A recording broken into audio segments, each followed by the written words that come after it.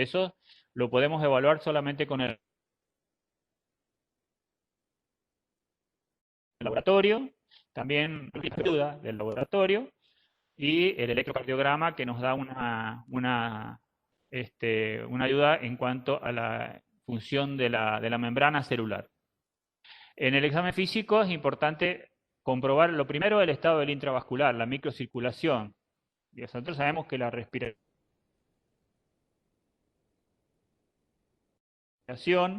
se produce a nivel celular, no es lo mismo la ventilación que la respiración. La respiración es una circunstancia intracelular. Para que se exista respiración tiene que existir buen aporte de oxígeno, de glucosa, y para eso tiene que haber buena circulación. Entonces, esto es primordial. El estado del sensorio nos da un dato muy, muy relevante respecto de el paciente que está mal perfundido. Y la visión psicomotriz a veces también nos da información sobre algunas alteraciones del medio interno, como pueden ser la hipernatremia, como puede ser alteraciones del magnesio, del calcio. También producen este tipo de manifestaciones clínicas a nivel del sistema. Estamos viendo en el punto 2, calcio, magnesio y potasio, son fundamentales, digamos, en el mantenimiento y la conservación del potencial de la membrana celular, de la conducción nerviosa y de la parte fundamental en estas situaciones. Por eso digo que la excitación psicomotriz, la alteración del ritmo cardíaco, la alteración del tono muscular, la hipertonía y otros signos que vamos a ver más adelante, tienen que ver con la alteración probablemente de estos iones.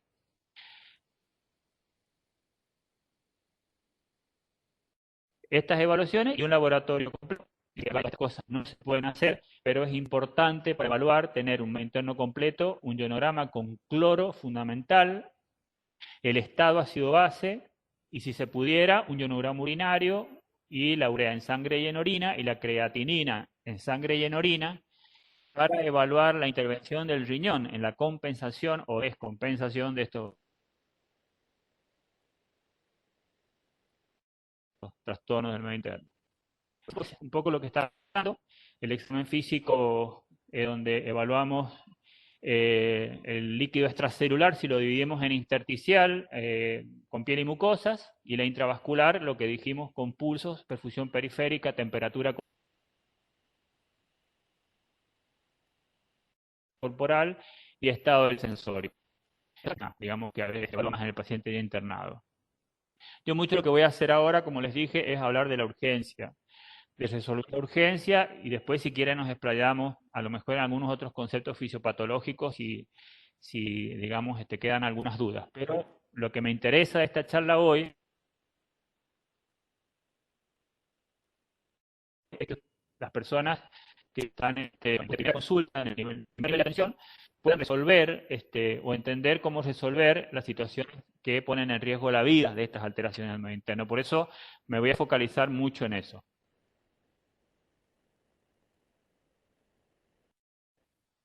Llegamos con la próxima. Entonces, vamos a ver. Por eso vamos a empezar entonces con los trastornos del líquido extracelular y el paciente que evaluamos, digamos, con clínica de shock, o sea, con este paciente que tiene depresión de sensorio, está deshidratado, está taquicárdico, tenemos que manejar con las guías de shock, creo que ya han tenido la charla de shock, expansiones de cristaloides a 20 por kilo, oxígeno, hacer una vía venosa periférica, si no se pudiera, una intraósea. Esto a veces se olvida uno, digamos, que es una muy buena vía, la cual uno puede hacer varias cosas desde el punto de vista terapéutico. Lógicamente que requiere una capacitación, no es para contar, digamos, hacerla en la emergencia, en todos los lugares donde hay primer nivel de atención pediátrico. Las pacientes, como dije recién también, que tienen aumento del líquido extracelular, excepto que tengan shock hipovolémico, que tengan una insuficiencia que el paciente recupera la perfusión. En general no se hace nada hasta ver el laboratorio y el electrocardiograma. Pero de inicio un aumento del sodio. Esto es un concepto también que hay que tener en cuenta. El sodio, que es, ya lo vamos a ver enseguida, que es el catión más importante del líquido extracelular, está de la mano directa con el líquido extracelular. Cuando hay aumento del líquido extracelular, uno tiene que pensar que hay aumento de variables, ¿no? De inicio, si el paciente está descompensado, es ¿cómo se llama? Disminuir la cantidad de aportes y disminuir el sodio, y a veces inclusive, si uno lo ve al paciente muy edematizado y con signo de insuficiencia, y lo puede monitorizar en su presión arterial, o tiene otra los pacientes, como dije, también con signos de sintomatología neurológica o neuromuscular, con arritmia, bueno, hay que comenzar con el ABCD, o sea, primero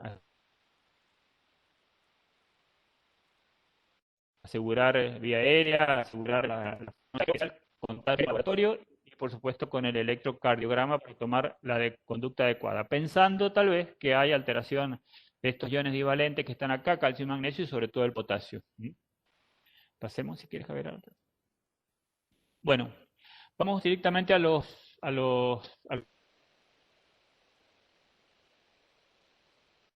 trastornos digamos, para tenerlo claro, toda hiponatremia sintomática requiere una corrección, digamos, del sodio cuando se presenta el síntoma, que generalmente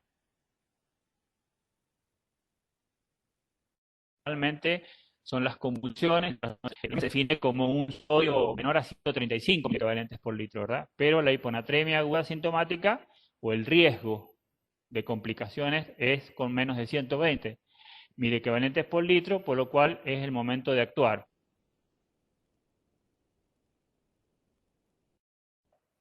Esto se hace de 5 a 10 mililitros por kilo en una hora. Superada esta emergencia,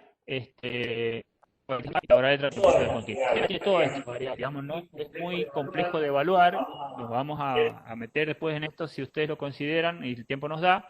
Pero la hiponatremia sabemos que puede ser ficticia o verdadera. Si no hay hiperlipemia, si no hay hiperproteinemia, listo, sabemos que no es una hiponatremia ficticia. Puede estar un líquido extracelular aumentado, disminuido o normal. Por eso puede ser hipovolémica, euvolémica o hipervolémica. Y a su vez, cada una de estas puede estar con el sodio, con de acuerdo a la presión osmótica que tenga. Por lo cual es muy importante también, cuando uno tiene los datos, poder sacar la presión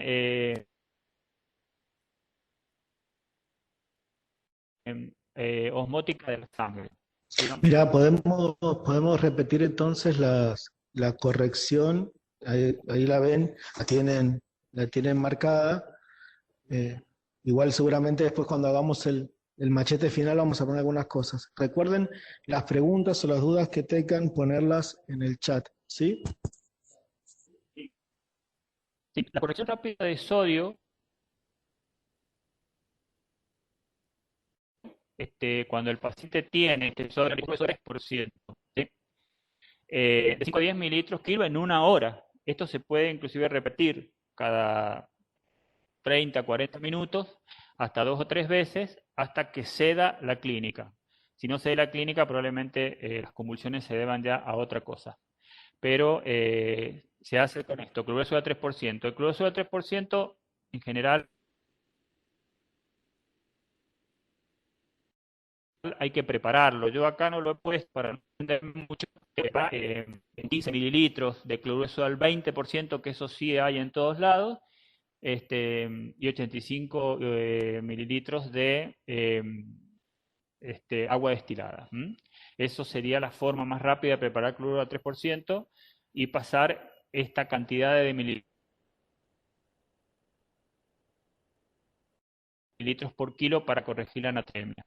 Luego, la causa más frecuente de hiponatremia que vemos todo y que se ven en las guardias habitualmente y en la primera consulta es el paciente deshidratado. O sea, el paciente que tiene líquido extracelular disminuido y disminución del agua corporal total.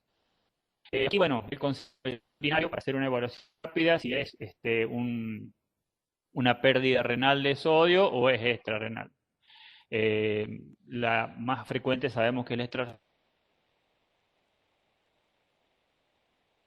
extrarrenal por vómitos, diarrea, formación de tercer espacio, líquido normal y agua corporal total aumentada y un sodio corporal total normal.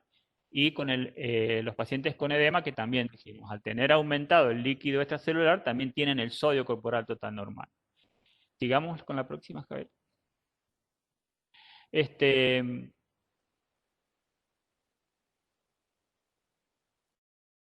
Bueno, esto es el paciente que tiene un agua corporal total aumentada y el sodio aumentado, y tiene un sodio urinario mayor de 20, uno debería pensar en insuficiencia renal, y si tiene menos de esto, en una disminución de la perfusión renal con una falta,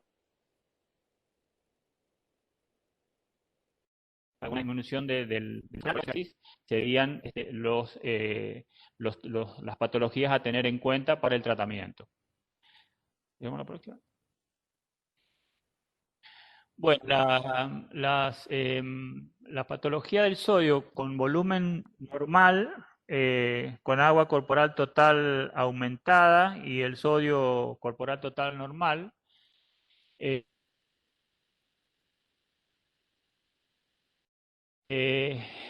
se da generalmente en la mención inadiurética. La hormona antidiurética es una hormona, no sé si hay una diapositiva posterior.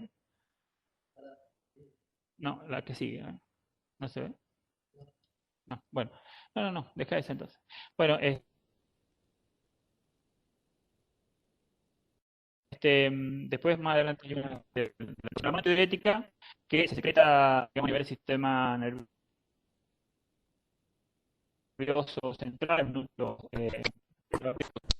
la neurohipófisis con secreción, y está estimulada por disminución de la presión osmótica, no oncótica, y por disminución del volumen. Cuando hay, digamos, una deshidratación, digamos, la secreción de la hormona antidiurética aumenta el retener agua de los túbulos colectores para aumentar, digamos, el contenido intravascular y mejorar la perfusión. Esta es una secreción adecuada. Ahora, cuando nosotros tenemos un paciente que no tiene ninguna de estas condiciones y, sin embargo, la respuesta paradojal, si se quiere, es cuando hablamos de secreción inadecuada. ¿Y quiénes producen esto? Generalmente lo producen las patologías respiratorias, las patologías del sistema nervioso central, encefalitis, meningitis, quirúrgicos, como las que están, entre ellos la vincristina. Por eso a veces se ve, digamos, una hiponatremia en algunos pacientes oncológicos. Bueno, la oxitocina y copromacina son de menos uso habitual, pero lo habitual que uno puede ver, digamos, en la consulta es el paciente oncológico que tiene las siguientes características para que uno lo pueda ver. Pasemos a la próxima. Bueno, estos son los criterios, digamos, de la secreción inadecuada. O sea, al haber una reabsorción de agua pura, digamos, disminuye la osmolaridad urinaria. Y de orina mayor de 1000, tiene que decir ahí, no de 100, porque 800 milosmoles es la osmolaridad urinaria normal. El paciente, sin embargo, está eubolémico, uno lo puede ver que no está hinchado, que no está deshidratado, no está con vómitos, no tiene, digamos, alguna otra alteración, y si uno puede medir el sodio urinario está elevado. El pisar y suprarrenal, que son otras de las cosas que pueden alterar, digamos, el funcionamiento, está normal. Y la función renal también. Y tienen estos antecedentes de patologías que dijimos. Esto sería, digamos, el paciente que tiene entonces una deshidratación con líquido extracelular, o sea, una hiponatremia con líquido extracelular normal. Pasemos a la próxima.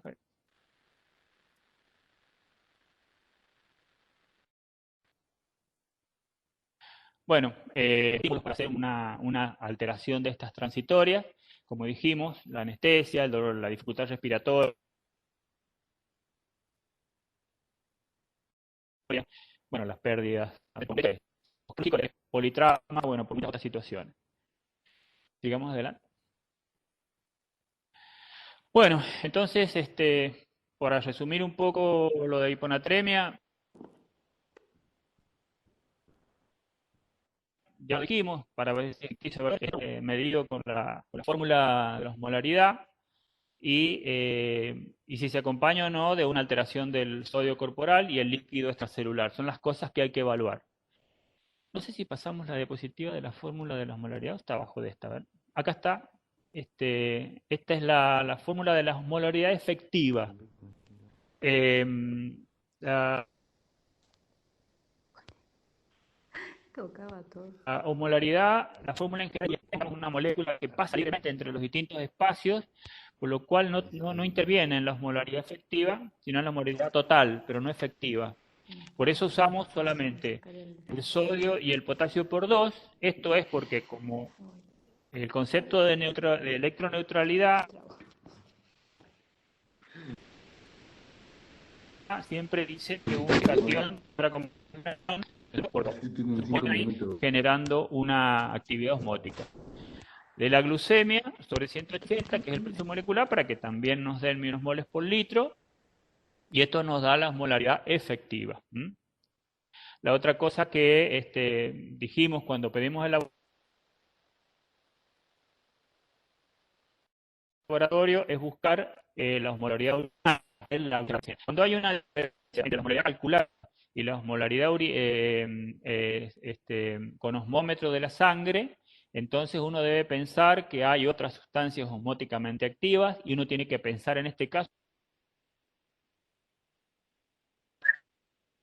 en tóxicos.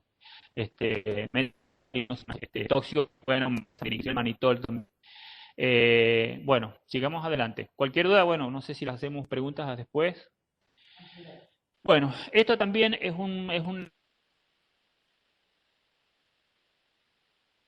herramienta, si uno cuenta con el sodio, no tiene disminución del volumen, cuando evalúa la orina, usando la urea y usando el sodio. Ahí está el cuadrito, están las fórmulas. Como digo, no tiene mucho sentido memorizárselas porque uno después de no usarlas durante unas horas se las olvida, pero están en esta bibliografía que yo les dije que consulten.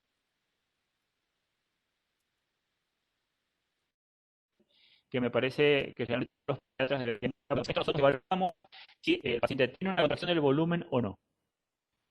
Sigamos adelante. Bueno, la corrección de la hiponatremia después de que nosotros hacemos el pase rápido, digamos, de sodio para parar, digamos, las convulsiones y la amenaza de vida y el riesgo, digamos, inminente. Tenemos que tratar de la fórmula, digamos, que la mayoría conocen, pero bueno, está escrita ahí, resaltada en negritas, que es el sodio deseado menos sodio real, o el sodio, si el sodio deseado menos sodio real, por el peso por 0,6. 0,6 es el volumen de distribución del líquido extracelular, acuérdense que es el 60% del cuerpo, y nunca debe aumentar de 10 a 12 milicavalentes por litro. Y el ritmo, digamos, de corrección de horas de sodio. Esto, digamos, para evitar las alteraciones y el edema o las alteraciones intracelulares, porque cuando se genera, digamos, una alteración osmótica en el medio extracelular, siempre existe una compensación intracelular. Si uno hace una corrección demasiado rápida,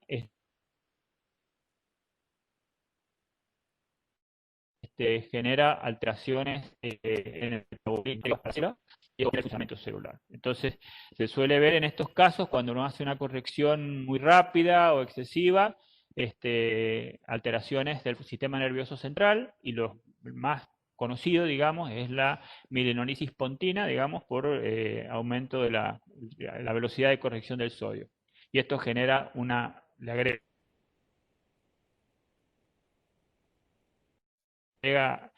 una enfermedad más al goteo, y tratar de ir con el laboratorio monitoreando también el ascenso del nivel de sodio por hora para saber si aumentamos o disminuimos el aporte. Sigamos adelante, Javier. Bueno, pasamos a la hipernatremia. La hipernatremia es el sodio mayor de 158.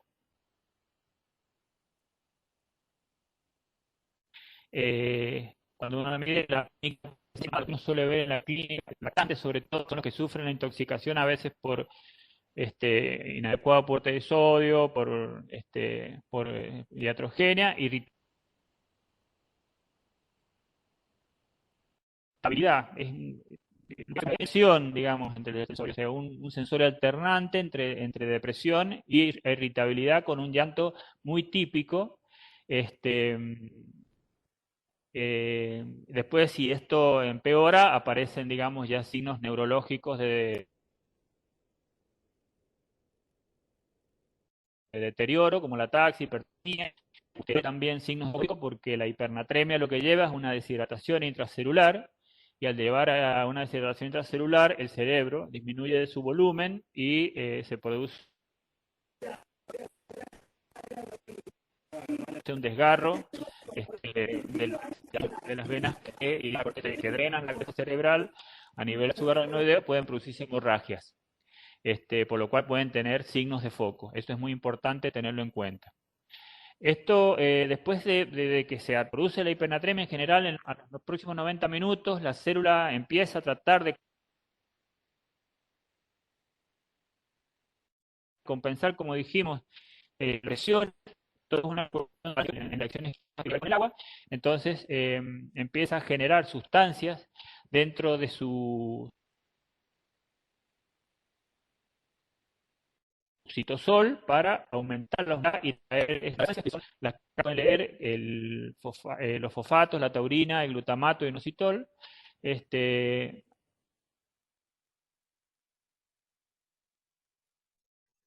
Generan, digamos, digamos, de estos osmolegógenos, digamos, lenta, por lo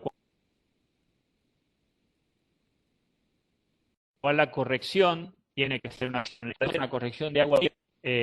Digamos, hay dos fórmulas. Esta es la que muestra la bibliografía que yo consulté, pero hay otra fórmula que ahora se las cuento. Y no tiene que ser más de 8 milequivalentes litros por día la corrección, y no más de 0,5 y la que puede hacer mortal. Cuando la hipernatremia es muy intensa y los síntomas son muy intensos, el tratamiento es la diálisis. La corrección de agua libre esta fórmula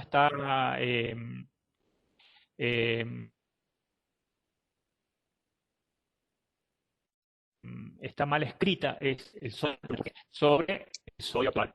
Esto no nos da el déficit de agua, por eso lo quiero aclarar, sino nos da el volumen de distribución hipertónico. Entonces, con ese volumen nosotros lo restamos al agua corporal total, y ahí sí vamos a tener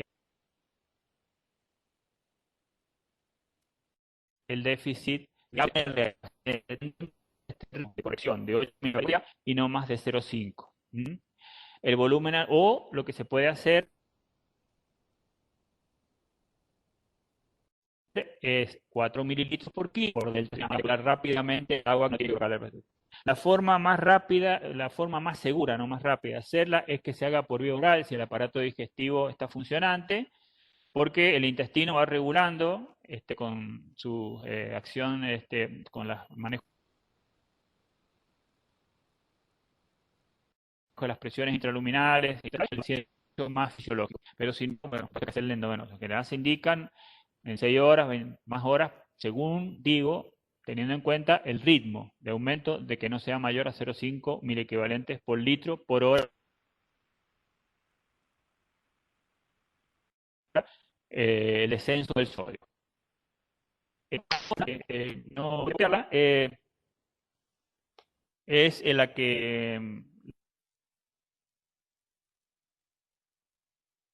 que dice que, bueno, es el peso por el sodio ideal dividido en el sodio actual por 1000. Eso directamente da los mililitros. Esa es otra fórmula que está escrita en cualquier otro lado, pero no tuve tiempo de colocarla en la diapositiva.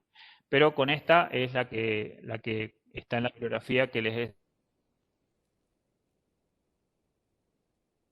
sugerido. Vamos adelante.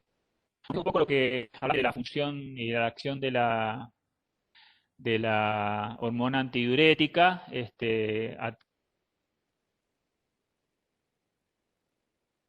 cuando digamos hay alteraciones del volumen. Aquí el concepto que quiero que quede claro, digamos, y que a veces cuesta entenderlo, es que la respuesta, digamos, del cuerpo asegura el volumen antes que recuperar. Uno tiene mayor absorción de agua, digamos, que la de sodio. Entonces, siempre cuando haya un déficit de ambos, ya sea de volumen y de sodio juntos, siempre el cuerpo prioriza el volumen a la osmolaridad. Eso hay que tenerlo en cuenta, porque siempre vamos a ver que se absorbe mucho más agua, vamos a encontrar ionotermias con sodio corporal total en los casos que dijimos, por ejemplo, la secreción antidiurética. Esta es la razón de los homorreceptores en el callado aórtico y también a nivel del sistema nervioso central. Pero la prioridad para el organismo es recuperar el volumen. Entonces, como dato en el laboratorio. Eso no significa que el sodio corporal total esté disminuido. Ahí tenemos que empezar a buscar la osmolaridad y buscar.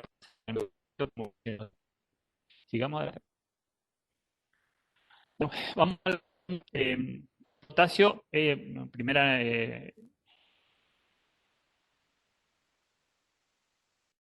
anión va a tener el potencial de membrana, ¿no? Un concepto fisiológico que aprendimos en nuestros primeros años de la carrera de medicina y que uno siempre debe tener en cuenta, digamos, porque es lo que desencadena todas las reacciones químicas, lo que desencadena la actividad intracelular o inactividad intracelular.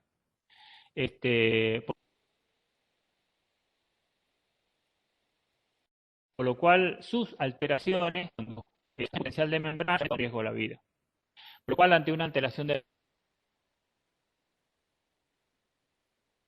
potasio, lo primero que uno debe hacer es la repolarización, como se ve en esta diapositiva. Digamos, la terapéutica tiene que empezar rápidamente, pues el paciente puede llevar a la parada cardíaca. Hay otras cosas que se pueden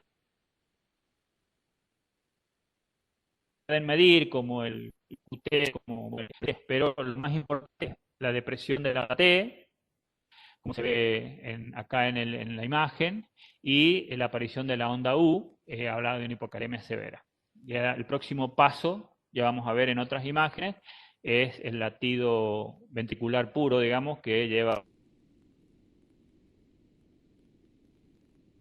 a la fibrilación.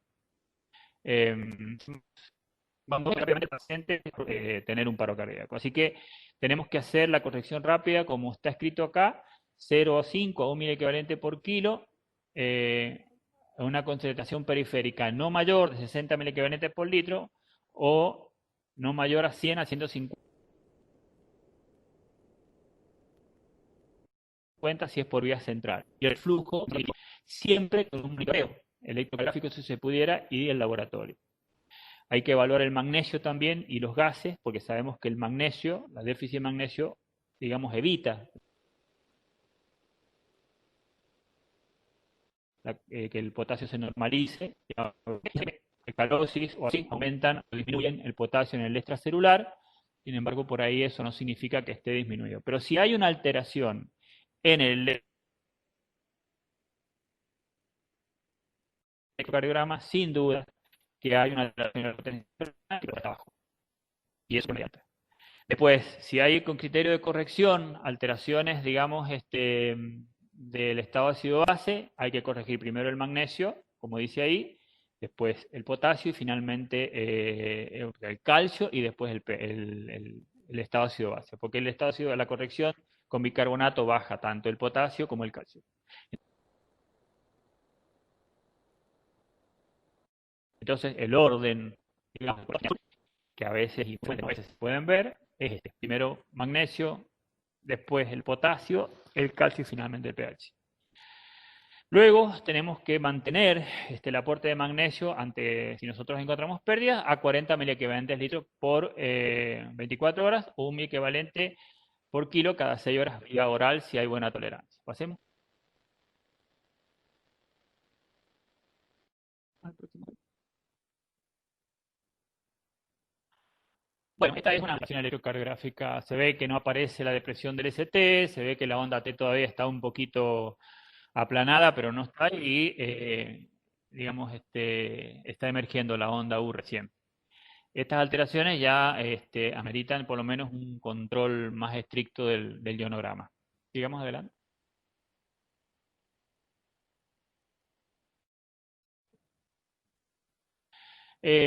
Bueno, hay que colocar en algunos pacientes cuando tenemos déficit para tratar de mantener el potasio normal.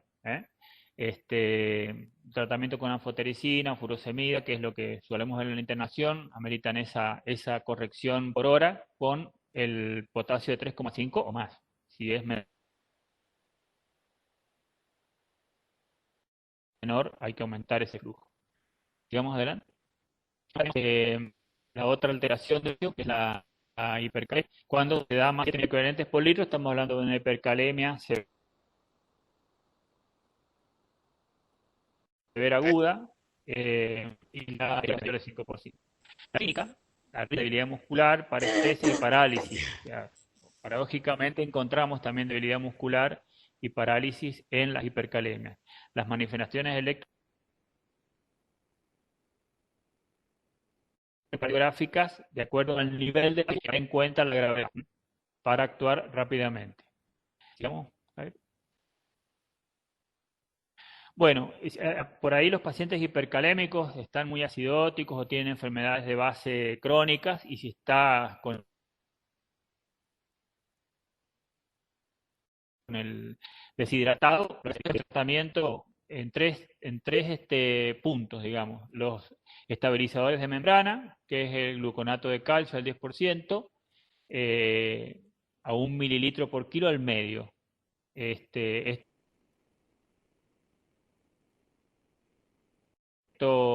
digamos, se calcula 5 mililitros que tenemos que darle de gluconato de potasio porque el paciente pesa 5 kilos, lo tenemos que diluir en otro mililitro de agua destilada de destroza y se lo pasamos endovenoso muy lento,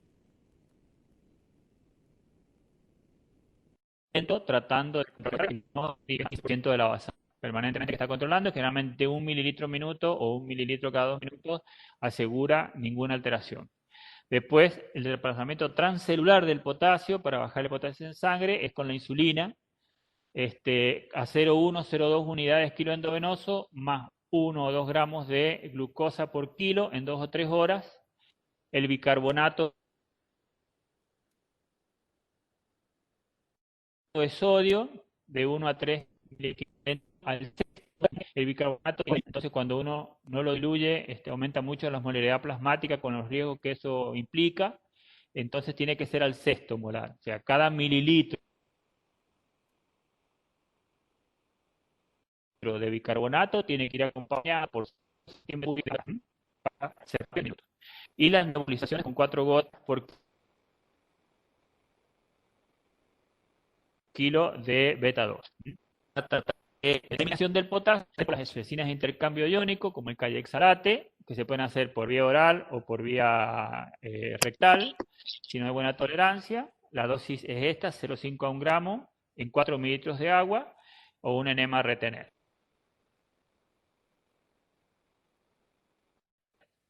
La furosemida también, la cosa si el paciente está deshidratado, si tiene su líquido corporal total, si el agua corporal total está conservada o tiene edema. Y si no, la diálisis. La hemodiálisis de acuerdo a la gravedad del paciente y dónde se encuentra. Digamos, Javier. Bueno, esto es lo mismo, nada más que ordenado un poco más claro para que, pero es lo mismo que dijimos recién, digamos.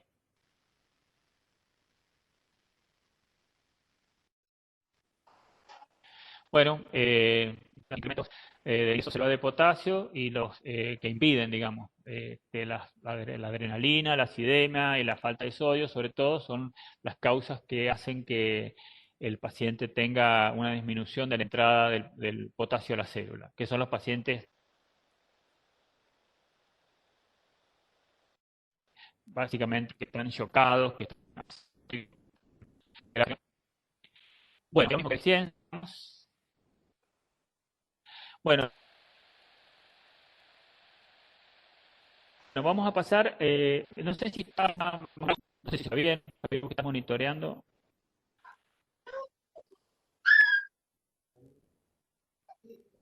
No me caracterizo por mi capacidad didáctica, así que se puede disculpar. Vamos a dejar, han habido varias preguntas en el grupo, así que vamos a dejar las consultas para el final. Había una pregunta acerca de cómo repasar el tema de las correcciones de cloro de sodio, y recién están preguntando lo del molar, cómo es el tema de un molar. Así que al final de la exposición vamos a volver sobre las preguntas para ir repasando las dudas que vayan quedando. Muchos están diciendo en el chat que se corta la comunicación. No es algo que nosotros podamos mejorar eso, ¿sí?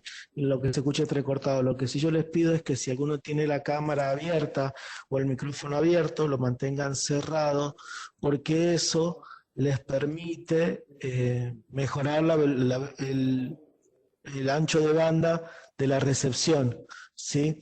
Así que todos los que tengan micrófono o cámara prendida, yo se los voy cerrando a cada rato los micrófonos, pero igual si alguno lo tiene...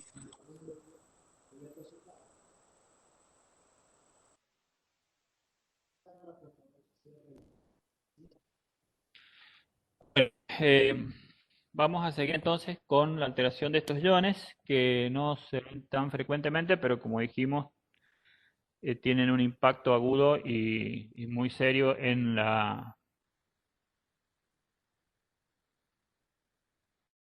el riesgo de vida cuando el calcio. El calcio es, no sé si querés pasemos a la próxima.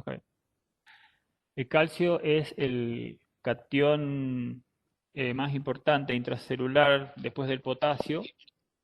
Tiene una amplia distribución en todo el cuerpo y tiene también, digamos,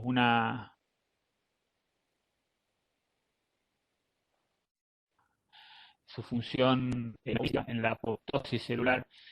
Siempre se dice que la masiva entrada de calcio a la célula es lo que marca el final de la muerte celular programada, por ejemplo.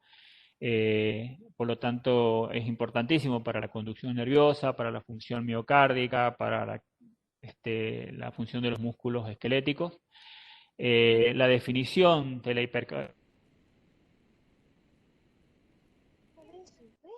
hipocalcemia aguda asintomática es con este calcio. Que vamos a encontrar en los pacientes es que tienen manifestaciones neuromusculares y del sistema nervioso central. La tetania, los signos de tetania, el signo de Bostek, el espasmo carpopedal, el estridor laringio son los más típicos. A nivel cardiovascular, la depresión miocárdica el segmento Q, digamos, es un dato del electrocardiograma que todas las personas que recibimos pacientes en urgencia debemos tratar de saber manejar para poder hacer análisis, porque no solamente el calcio lo altera, sino el déficit de potasio también, el déficit de magnesio, y lleva a una arritmia rápidamente letal, que es la torsada de Points, que digamos, se previene justamente midiendo y reduce. La etiología por precipitación del calcio, bueno, el aumento del fósforo, la insuficiencia renal, en los síndromes de lisis tumoral, la pancreatitis aguda por la calcificación de los sitios de necrosis, la hipoparadectomía, perdón que no me sale la palabra, en el síndrome de hueso hambriento y en las metástasis con osteólisis, ¿no? Y los fármacos que usamos algunas veces más frecuentemente, como pueden ser la heparina y la y el ELTA.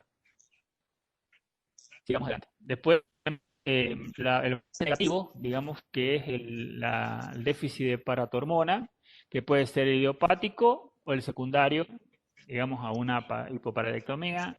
Magnesio, como dijimos, que tiene que ver con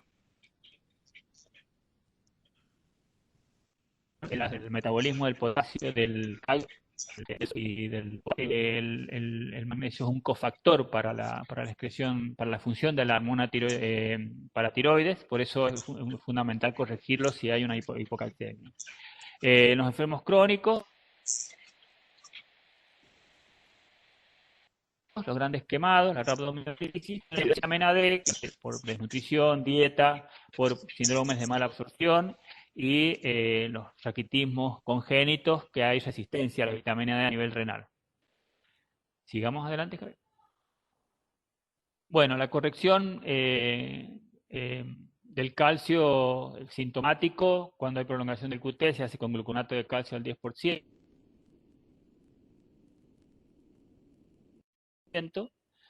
El calcio elemental se hace con 1 o 2 mililitros por kilo de gluconato de calcio al 10%.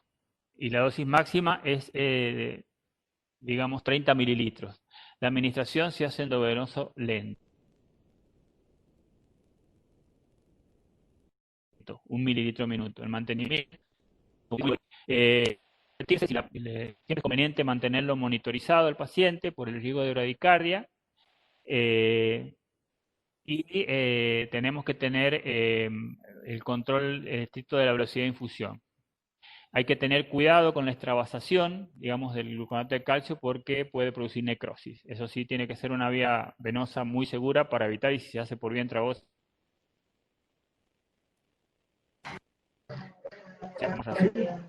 sigamos adelante. Con el aumento del calcio por encima de 1,2, la clínica se caracteriza por irritabilidad, letargia, debilidad, dolor abdominal, el QT corto, al contrario de lo que vemos, que también es una patología que genera arritmia, que hay que tenerlo en cuenta. El QT normal, digamos,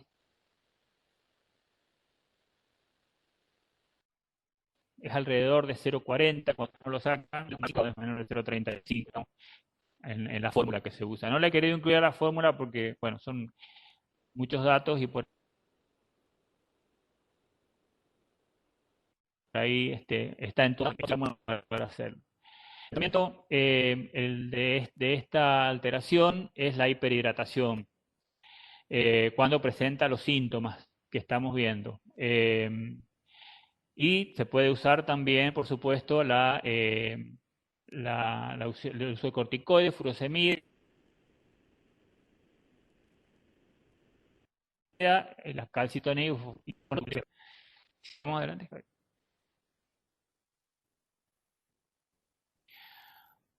Bueno, ¿qué produce la hipercalcemia aguda? Estos síntomas que hemos visto. Es importante también tener en cuenta esto, la polidipsia, la poliuria y la deshidratación que puede tener.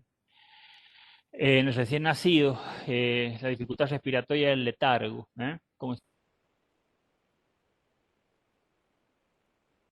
siempre hemos dicho, alteraciones, pacientes con estas alteraciones de los iones que producen estabilidad de la membrana celular. Sigamos adelante. Bueno, la hipercalcemia tiene varias causas, los tumores, la lisis tumoral, la inmovilización, el exceso de ingesta de leche, el síndrome de la leche rica en calcio y algunos fármacos que producen su aumento. Las teofilinas, el litio, bueno, nosotros no usamos en pediatría. Y bueno, hay algunos síndromes, digamos como la hipercalcemia familiar benigna,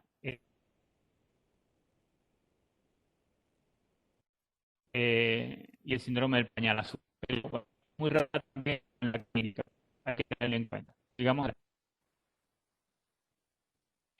pasamos al metabolismo, los elementos, electrolitos que son, a mi modo de ver, fundamentales para el funcionamiento. Sabemos que desde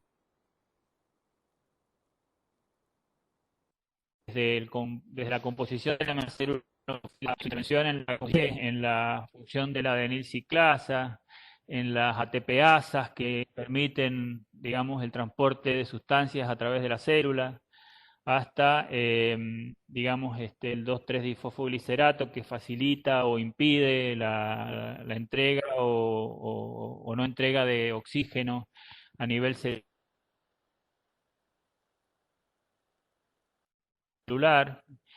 Así que es un interno que se deben tener en cuenta, a pesar de que no muy frecuentemente se la pide en la evaluación. Cuando hablamos de hipofosfatemia es cuando tiene menor de 1 miligramo por decilitro. La definición es menor de 2,5, pero la sintomática es menor de 1 miligramo y el síndrome de depresión aguda produce todos estos síntomas que vemos ahí, que incluyen, digamos,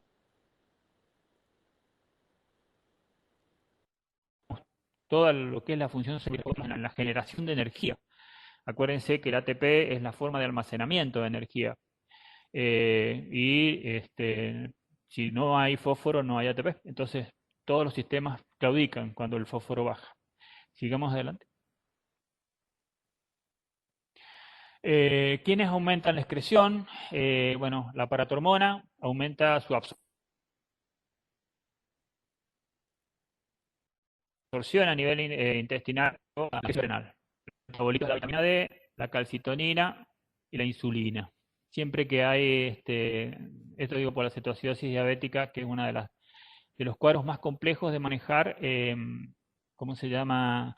Tienen generalmente hipofosfatemia, hipomagnesemia, así que es una de las causas. Y disminuyen la excreción.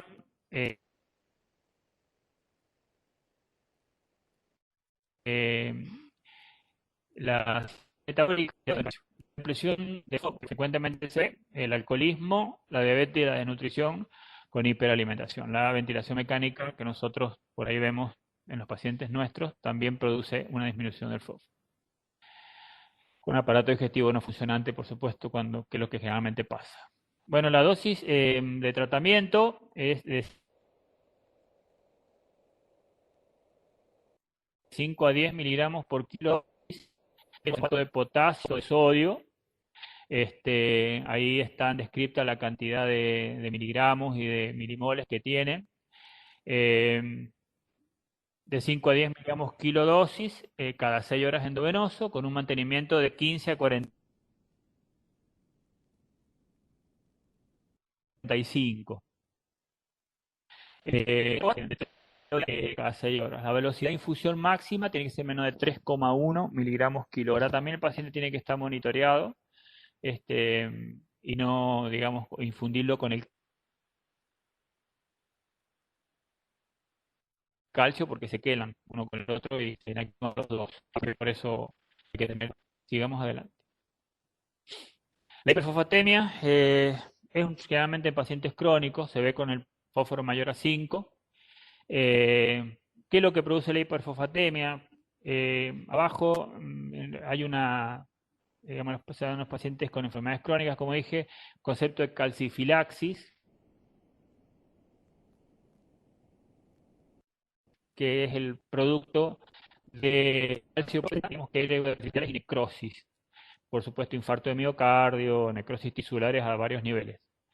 Eh, cuando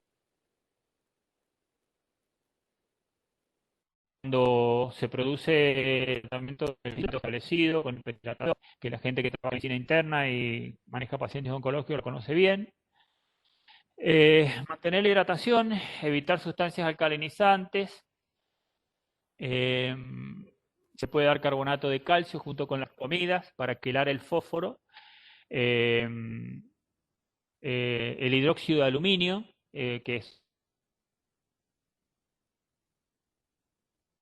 son generalmente los antiácidos, la isotónica, este producto que es el Selvelamer, que es un quelante no absorbible, no tiene calcio ni aluminio. Y bueno, esa es la composición química bastante difícil de acordarse, pero saber que hay un producto para la gente con insuficiencia renal crónica que no le aporta aluminio ni calcio para evitar mayores complicaciones.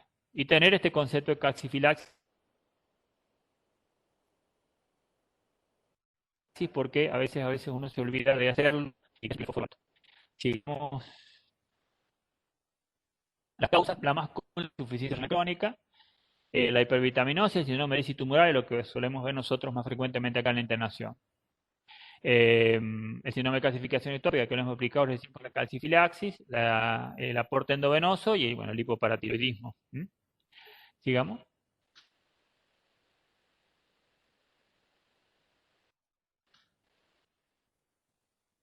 Bueno, es el segundo cation más importante, digamos, en intracelular. Es un cofactor de casi todas las reacciones químicas del cuerpo. Muchas cosas no pasarían en el organismo si no tuviéramos una magnesemia normal.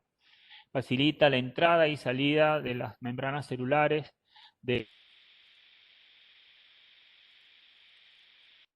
las bombas de ATP, que eliminan potasio que produce a nivel de la glándula paratiroides, por lo cual su presencia en el organismo es fundamental.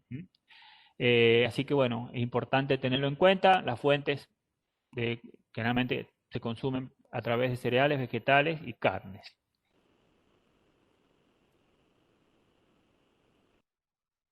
Sigamos adelante. Los valores normales eran no son equivalentes. Bueno, las manifestaciones clínicas se parecen mucho a la glucemia de la hipopotasemia, porque en general produce eso también. Las formas del espasmo carpopedal, las convulsiones, las manifestaciones neurológicas, la secreción disminución de la paratomona, por lo tanto hipocalcemia, infartos y bueno, la clínica también del déficit de potasio que hemos encontrado. Siempre recuerdo cuando uno tenga que evaluar si a estos pacientes hay que hacer un electrocardiograma. Es fundamental para tomar la conducta terapéutica. Sigamos adelante.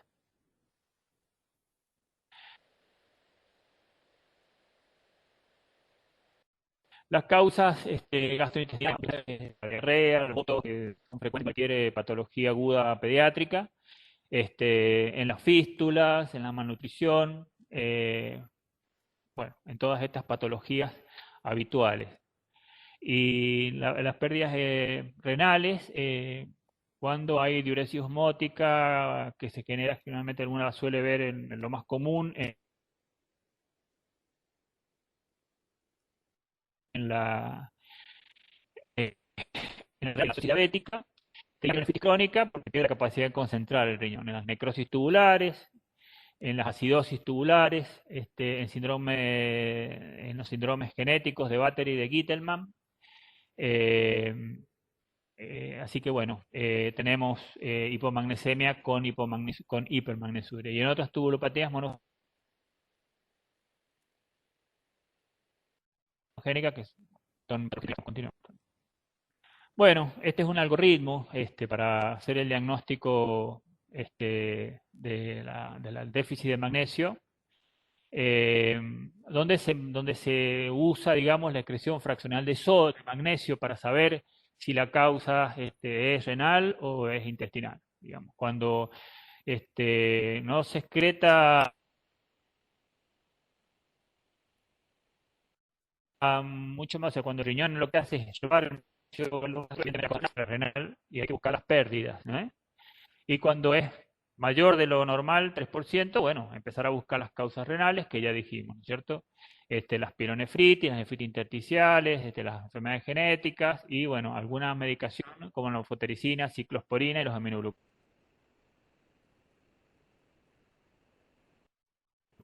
y las tuburopatías. Y los fármacos que también pueden disminuir el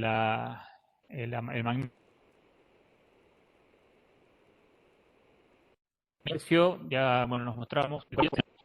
Los trastornos endocrinos, la diabetes, lo más típico, siempre vemos, digamos, un déficit de magnesio, digamos, en la diabetes. Inicialmente por ahí puede haber un aumento, pero cuando se empieza con el tratamiento y se empieza a recuperar el líquido extracelular y a equilibrar, digamos, el extracelular, el magnesio empieza a perderse y a veces impide, digamos, la acción de la insulina. Si bien la insulina por ahí puede disminuirlo al principio, cuando uno lo empieza a corregir, puede que el magnesio baje por esta causa. Bueno, el hiperparatiroidismo y el hipertiroidismo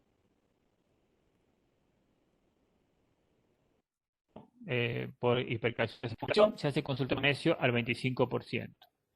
2.000 equivalentes en 1 mililitro y se usa de 25 a 50 o de 1 a 2.000 equivalentes por kilo de dosis, un 25% La dosis máxima son 2 gramos y la velocidad es 1 miliequivalente kilo hora o 125 miligramos kilo hora. No traten de memorizar todo esto porque esto está escrito en la bibliografía. Así que es para tener en cuenta que la corrección se hace de esta manera: 0,5 a 1 mililitro por kilo endovenoso lento. Bueno, se puede repetir 2 a 3 veces antes de medir el magnesio en plasma. La dosis de mantenimiento es 25 a 0,5 miliequivalentes endovenoso o se puede usar también por vía oral. Los efectos adversos: hipotensión, depresión respiratoria, bloqueo cardíaco y carbonato de calcio. Tenerlo en cuenta cuando uno hace una infusión de magnesio. La hipermagnesemia, el otro trastorno, es con un magnesio superior a 1,9. No es un problema frecuente y generalmente se da en pacientes internados y se ha encontrado siempre una acomodada. Pero tenemos informaciones, hacemos la próxima.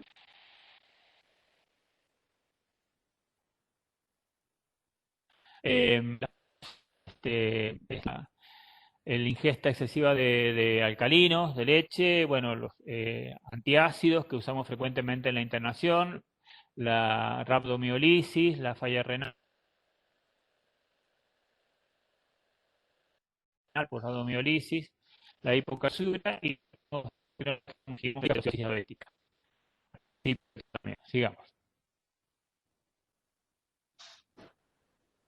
Las manifestaciones clínicas, bueno, es hipotensión, somnolencia, náuseas, vómitos, siempre, ¿cierto? Manifestaciones neurológicas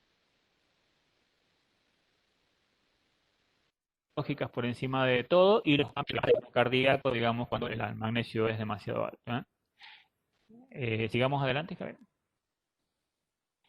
El tratamiento se hace con una hidratación a 3.000 mililitros metro cuadrado día y furosemida y diálisis, y esto no lo... En pacientes agudos con manifestaciones cardíacas, como dijimos, el antídoto es el gluconato de calcio, 100 miligramos por kilo o 1 mililitro por kilo del gluconato de calcio al 10%.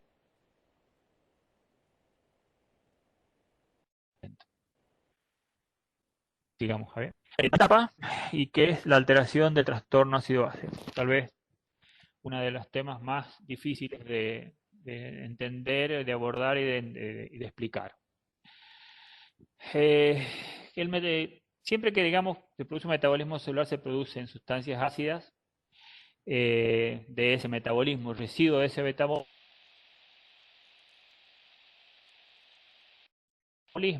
que son químicos y únicamente tienen los ácidos lácticos, los cetoácidos. En el medio extracelular, digamos, hay amortiguadores. Los amortiguadores son sustancias que pueden ceder o entregar iones de hidrógeno para equilibrar el pH. Por eso se llaman amortiguadores. Y tienen el más importante que nosotros encontramos en el de bicarbonato con el ácido carbónico. Es una ecuación que es la que se ve ahí abajo, que es bidireccional y es estimulada por la anhidrasa carbónica, el ácido carbónico que se puede transformar en bicarbonato para aceptar hidrógeno, o si hay acidosis se puede transformar y cuando se transforma en un ácido, para eliminar, digamos, ese exceso de hidrogeniones por un sistema de compensación. Sigamos. La acidosis metabólica se produce por dos causas. O sea, perdió bicarbonato o se ganaron ácidos. Para ir simplificando el análisis. Después podemos ahondar en algunas cosas, siempre en el examen clínico, buscando las causas, digamos, más comunes, las intoxicaciones, la cetosis diabética, la deshidratación, bueno, las cosas que vemos habitualmente en la clínica, el paciente críticamente enfermo, el laboratorio, como dijimos, lo más completo que se pueda, pidiendo la albúmina abajo, que es la brecha o el anion gap, digamos, que se calcula de la manera que está escrito ahí, que es el sodio menos el cloro más el bicarbonato. Positivo menos los dos cationes más abundantes. Y los aniones que no se miden, digamos que son fosfatos, que son albuminatos, hemoglobina, un montón de otros aniones que no se miden, son los que generan esa brecha aniónica, que también tiene el valor normal es de 8 a 12 más menos 3 o más menos 6, por ahí, según la grafía que uno consulte, de esta brecha aniónica. Y lo otro que hay que hacer la evaluación es la coherencia interna del estado ácido-base. La fórmula que ven abajo es la fórmula de concentración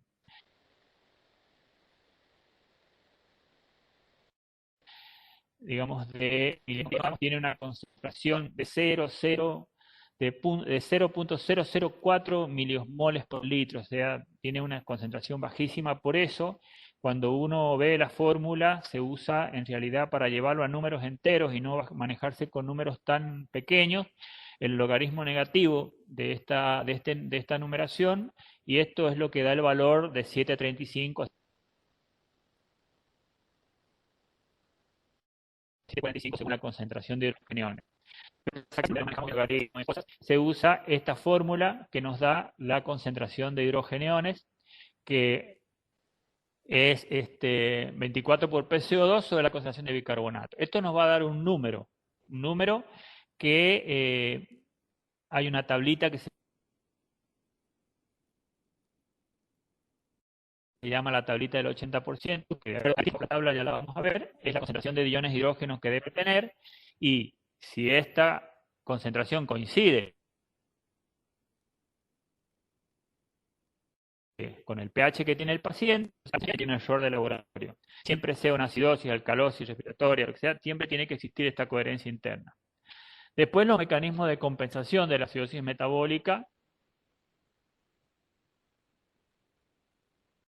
que en el caso del si fuese una acidosis respiratoria, que no está incluido en esta charla, es el riñón quien hace la compensación. Pero son los dos sistemas abiertos, digamos, que eliminan o retienen bases y ácidos para mantener el pH.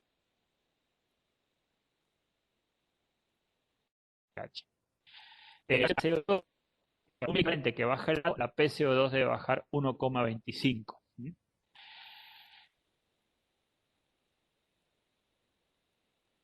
Y el cloro, que es el otro valor que de la concentración del sodio. Ahí se me fue el sodio de la, de la diapositiva. Así que bueno,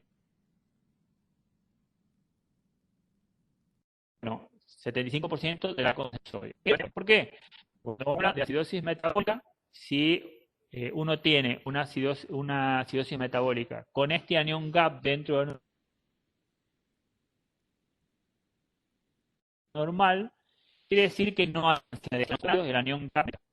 Si tenemos un anión gap normal y tenemos un bicarbonato bajo, uno generalmente dice, bueno, y tenemos el antecedente clínico de la pérdida, el balance que hablamos primero, el paciente vomitó, tuvo diarrea, no se hidrató, bueno, etcétera, etcétera, etcétera.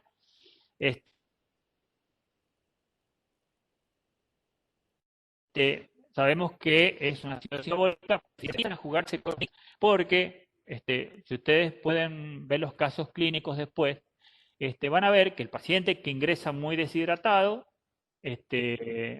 porque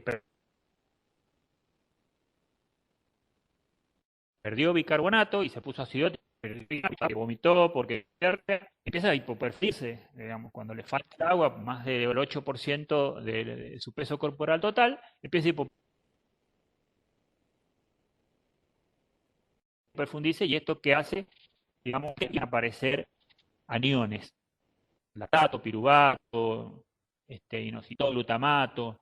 Entonces, ahí sí encontramos un anión GAP alterado, que puede estar aumentado. Entonces ya empezamos a hablar de trastornos mixtos. No les quiero complicar ahora, pero para eso que sirve la concentración de cloro, porque tiene que haber un equilibrio de cargas. Cuando se pierde un anión, carga negativa, el otro tiene que aumentar para compensar las cargas. Después vamos a ver el grafiquito de las barritas que lo explica muy claro. Entonces, por eso, una metabólica aumentado, digamos, acidosis metabólica, pérdida de bicarbonato, y es la acidosis metabólica que se debería corregir con bicarbonato siempre que el pH no lo permita. Sigamos. Siempre hay un electrón neutral, a ver tantos aniones positivos como negativos. Entonces, cuando se pierde el bicarbonato y no hay, digamos,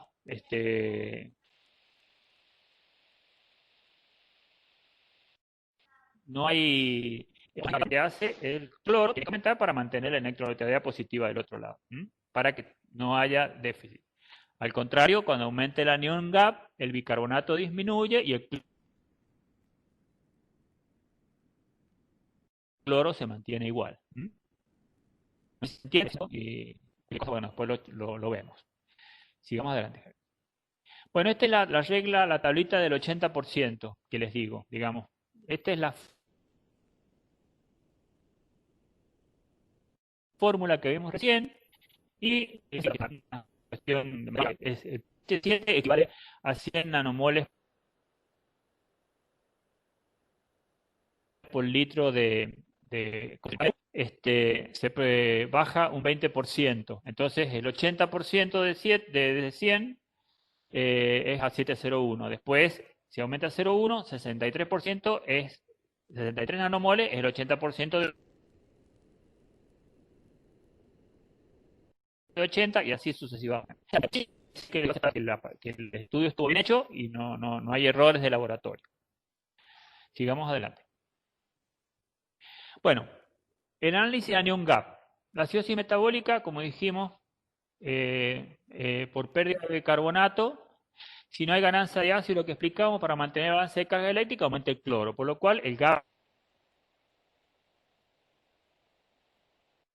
es normal. La acidosis metabólica en exceso y el anión gap aumenta. Así se mantiene la electroneutralidad. Recuerden que es lo que guarda, digamos, el potencial de un voltaje de menos 90 voltios para poder funcionar correctamente y mantener ese reposo o bajar y subir a 70 para poder desencadenar el potencial de acción. Entonces, la electroneutralidad siempre la trata de mantener el cuerpo para que no se altere el potencial de membrana. Después, los anillos tienen que corregir, porque si por ejemplo, tiene albúmina baja, la albúmina es un anión, se transforma en albuminato, digamos, captar cosas, y por cada gramo de albúmina que baja 2 miliequivalentes el anión GAP. O sea que si tenemos albúminas bajas, tenemos que corregir. Y por otro lado, el pH del anión GAP, porque cuando baja el pH, digamos, aumenta los iones de hidrógeno, entonces por electroneutralidad,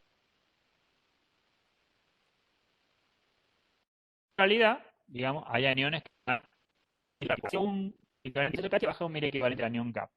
Esto nos da el anión GAP corregido, o el anión GAP esperado, que se correlaciona con el consumo de bicarbonato. Si no coincide, o sea, es mayor, quiere decir que el trastorno es mixto, como dijimos recién. O hay pérdida o hay ganancia. Que dijimos recién. Sigamos adelante. El tratamiento. Primera cosa que uno puede hacer, digamos, cuando un paciente deshidratado, que lo que hace es expandirlo para mejorar, digamos, la circulación, para mejorar la oxigenación tisular, eso hace bajar el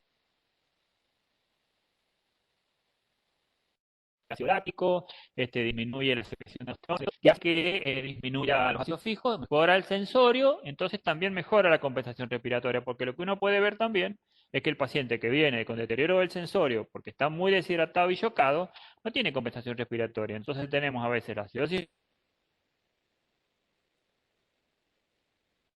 metabólica más la acidosis respiratoria, y no es tan sencillo como en general, la cuestión es mixta o de a tres trastornos a veces incluidos. Bueno, la campaña de sobrevivir a la sepsis, que a veces en otros lugares, ya que a partir de acá empeora mucho el funcionamiento orgánico. Esto sacando de lado la cetoacidosis diabética, que sabemos que es una patología que no debe corregirse con bicarbonato porque el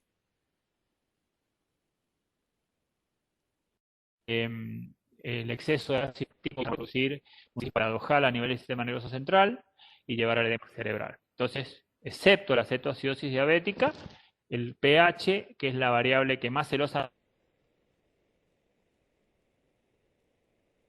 cuida el organismo, se debe corregir para que funcione bien en todo el cuerpo y para que actúen sustancias como por ejemplo la vitamina.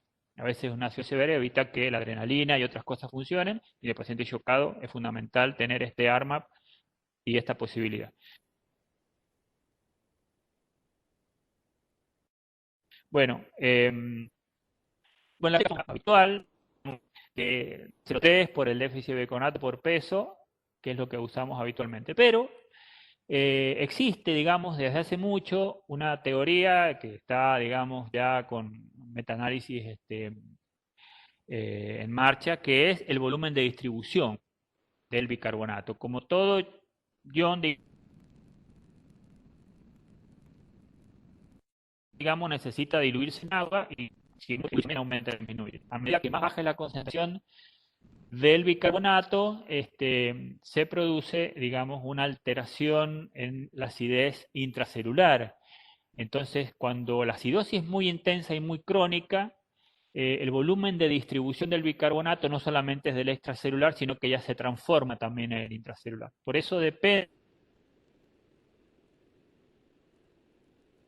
de la severidad de la reposición que nosotros vamos a hacer.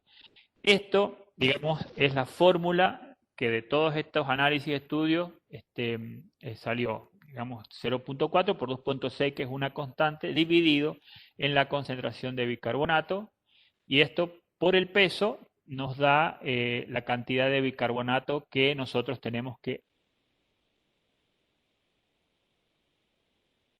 aumentar. No es rápida. y tenemos que hacer la corrección en la dilución 1/6 molar. Esto es una de las fórmulas. La otra es la fórmula habitual que nosotros usamos, como digo, 0,3 por el déficit o el bicarbonato que nosotros queremos corregir, por el peso nos va a dar una cantidad de bicarbonato, va a pasar también, porque cuando la corrección se hace lenta, se multiplica por 0,6, digamos, porque como dijimos, hay una, en vez de ser 0,4, es 0,6, porque ya, digamos, el volumen de distribución aumenta por la acidosis intracelular. Se dice generalmente que la acidosis siempre comienza en el orgánico, pero lo que nosotros medimos es la intracelular. Sigamos adelante. Bueno, alcalosis metabólica. Un poco más complejo que la acidosis a mi punto de vista, pero bueno, tiene mecanismos de generación que son las balances negativos de ácido y de cloro. Son las que habitualmente pierden cloro. Los otros síndromes de tubulopatías, exceso de mineralocorticoides, pues los hacen perder por riñón. Y el balance positivo de bases cuando hay un aporte externo. Por ahí cuando uno significa muy consudo, por ahí le aportan además cloro al cuerpo y produce también alcalosis. Sigamos adelante.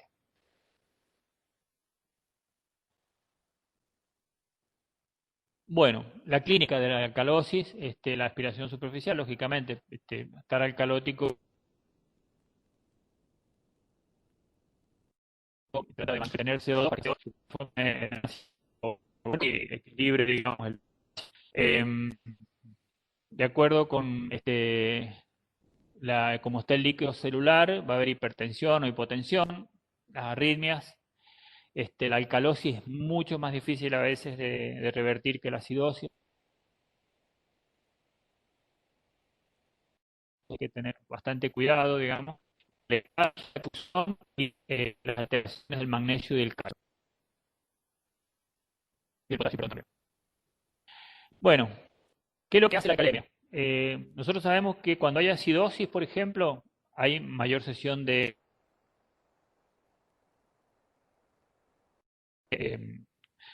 oxígeno de hemoglobina y aumenta la cesión para compensar, digamos, esta acidosis. Con la alcalosis pasa lo contrario, hay menor aporte a nivel de tejido tisular.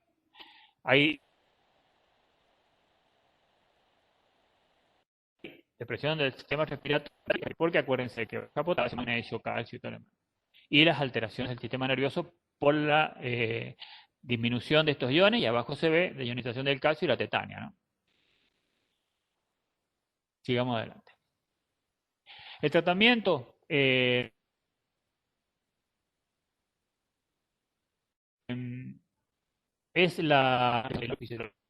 aumenta el cloro, disminuye la secreción de aldosterona y la reabsorción de sodio que se cambia por hidrógeno. Y aumenta un poco el pH, baja un poco el pH de la sangre. Corrige el déficit de potasio, lo cual disminuye la glutaminasa.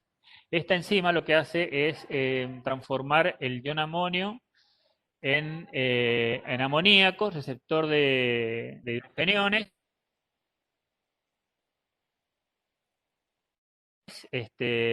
y ácido. Por el vía renal, digamos, esto no se logra hacer en estos síndromes que dijimos de tubulopatía, el de Batteri y de Kittelman, y el pH urinario es mayor de 6. Entonces, es un dato importante para tener en cuenta. En ese caso, hay que seguir aportando cloro cuando hay alguna alteración crónica. Lamentablemente no hay corrección que valga, sino el aporte y la reposición de las pérdidas.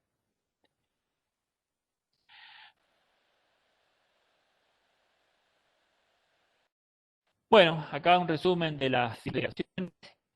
Ya dijimos, la PCO2 disminuye 1,25 por cada mil equivalente de bicarbonato y la alcalosis aumenta 0,7 por cada 1 mil equivalente de bicarbonato. Y en la respiratoria, el bicarbonato aumenta por cada el glucógeno aumenta 0,1 mililitros y cuando es crónica es de 0,35 a 0,40. Y la calosis respiratoria, bueno, la formulita que está abajo. Son todos números que hay que tenerlos en algún lado porque nunca se acuerda uno de memoria, pero es la manera de evaluar, digamos, el estado ácido. Bueno, nosotros para evaluar, digamos, el paciente usamos el cloro urinario. Si el cloro urinario es menor de 20, quiere decir que hay una reacción renal, hablando de las sustancias de las drogas que dijimos recién. Con el pH urinario por ahí nos puede llegar a bastar. Mayor de 6,5 quiere decir que hay una tubulopatía probablemente, y menos quiere decir que no es el riñón el problema. Sigamos adelante.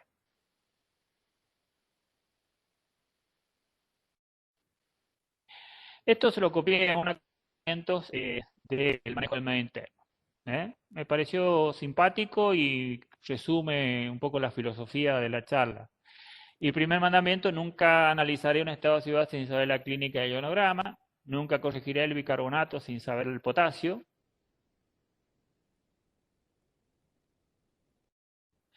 Solo corregiré el nacional con un anión restante alto cuando haya riesgo, o sea, cuando el pH esté por debajo de 7,10, como dijimos. Siempre corregiré primero la hipocalemia y luego la hipocalcemia. Nunca interpretaré una hiponatremia sin saber cómo está el líquido extracelular. Siempre.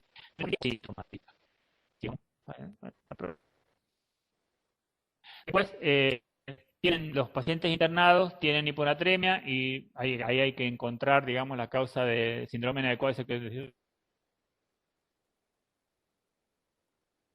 de hormona antidiurética. Por ejemplo, con todo paciente. Cuando indique hidratación endovenosa, estaré tan atento como cuando indique una droga. Esto es una cosa muy importante. Acá me parece que me detengo porque por ahí nosotros indicamos la venoclisis y después no vemos si pasó, cuánto pasó, si se abrió de más la chapita o la bomba.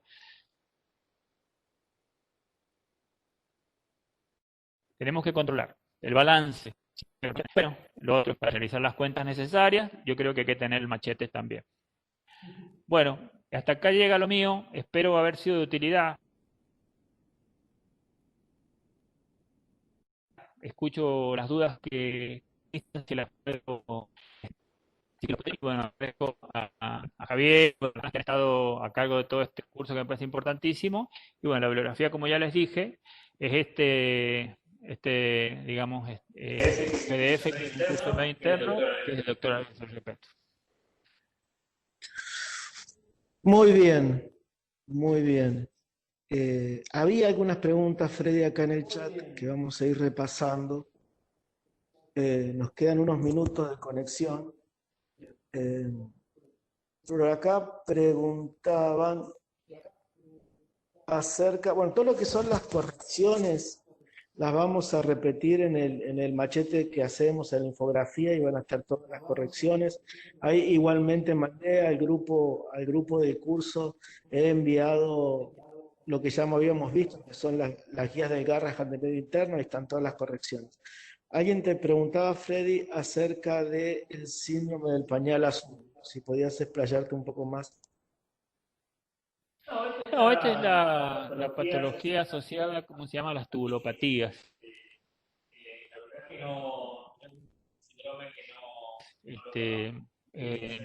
Para ser sincero, no he visto nunca un paciente con esta patología, pero es bueno saber que existe y bueno, prometo verlo también. No lo he profundizado. Ya lo buscamos, yo no lo he escuchado creo que en mi vida, pero esas son las cosas con que nuestro jefe nos sorprende habitualmente. Estamos en la mañana el síndrome y todos quedamos ahí como colgados, así que queda pendiente, lo vamos a compartir este síndrome. Gente, 165 personas, hemos tenido un máximo de 250 personas conectadas de todo el país, así que muchísimas gracias por acompañarnos en esta mañana de viernes. Muchísimas gracias, Freddy, por el tiempo y la predisposición. Esto Ustedes no lo conocen, pero muchos no lo conocen, la mayoría pero no lo conocen, pero esto es un esfuerzo enorme de nuestro jefe porque no es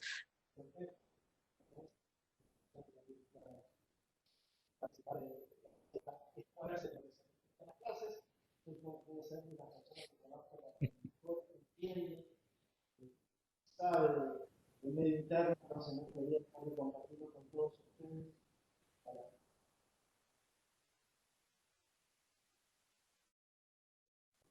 para que podamos repasar este tema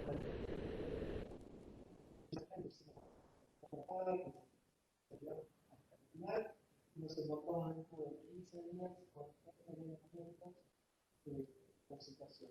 Recuerden que